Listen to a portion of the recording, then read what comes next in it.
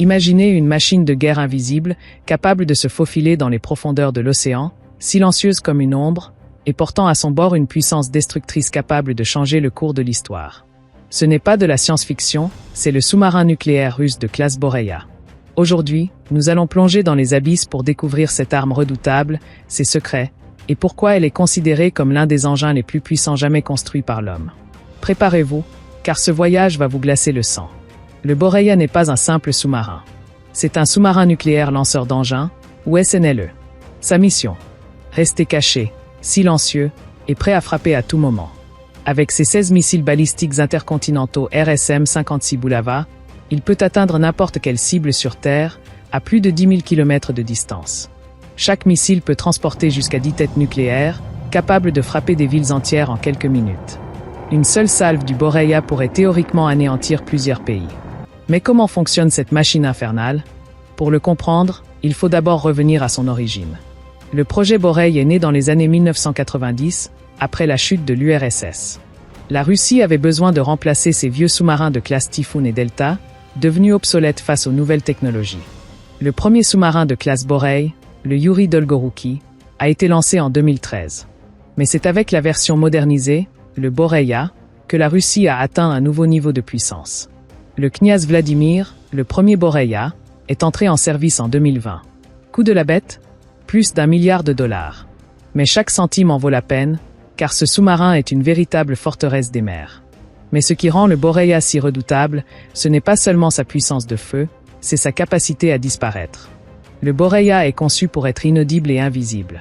Sa coque est recouverte d'un revêtement spécial qui absorbe les ondes sonores, le rendant presque indétectable. Son réacteur nucléaire lui permet de rester en plongée pendant des mois entiers, sans avoir à refaire surface. Et grâce à son système de propulsion électrique, il peut se déplacer en silence, comme un prédateur guettant sa proie. Les Américains l'appellent le fantôme des océans, et pour cause, localiser un Boreia en pleine mer, c'est comme chercher une aiguille dans une botte de foin géante. Mais ce n'est pas tout. Le Boreia est aussi une véritable forteresse technologique. Sous son armure d'acier, le Boreia abrite des technologies de pointe. Son réacteur nucléaire OK 650B lui offre une autonomie quasi illimitée. Pas besoin de faire le plein, il peut naviguer pendant des années sans revenir à la base. Ses systèmes de navigation sont tout aussi impressionnants. Contrairement aux sous-marins classiques, le Boreia n'a pas besoin de GPS. Il utilise des gyroscopes avancés et des systèmes inertiels pour se repérer, même dans les profondeurs les plus obscures.